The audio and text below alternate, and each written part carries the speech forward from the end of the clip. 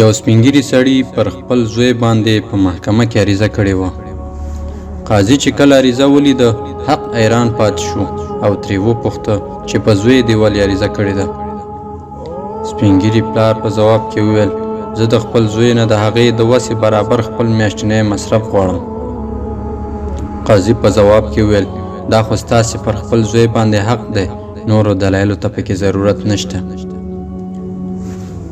سپینګیري سړي وویل سره د دې چې زه شتمن یم، هر څه لرم، د دې پیسو ته ضرورت هم نه لرم، خو بیا هم غواړم میاشتنی مصرف ترې واخلم. قاضي حیران پات شو او د زوی پته یې ترېنه واخیسته تر څو محکمې ته حاضر کړي.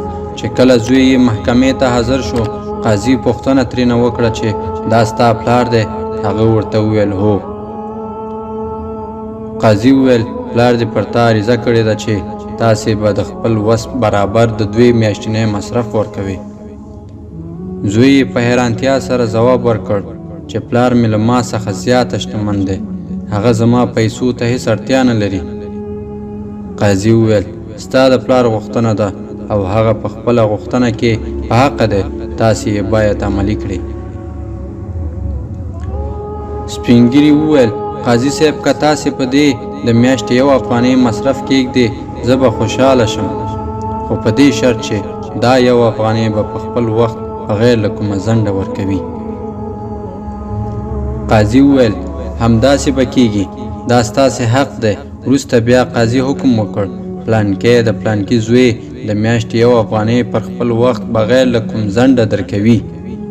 قاضي چې کله محکمې څخه ووت سپینګیري سړي ته یې مخ ور واړوه او وویل که خفه کېږې نه یو پوښتنه درنه کولی شم؟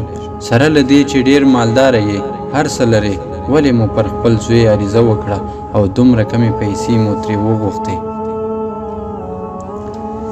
سپینګیري سړي په داسې حال کې چې د سترګو یې اوښکې روانې شوې وویل زما زوی ډېر مصروف دی، هغه هیڅکله د خپل کارونو څخه نه وزګارېږي، په میاشت کې 1 ځل هم زما خواته نه راځي او نه زنګ وهي. زوی مې پر ما ډېر ګران دی، زه وایم چې لږ تر لږه په میاشت کې د همدې پلمه حد اقل 1 ځل ووینم. ګرانو ورونو او خویندو، د ژوند مصروفیتونو انسانان یې داسې راګیر کړي دي چې اولویتونه ترې هیر دي.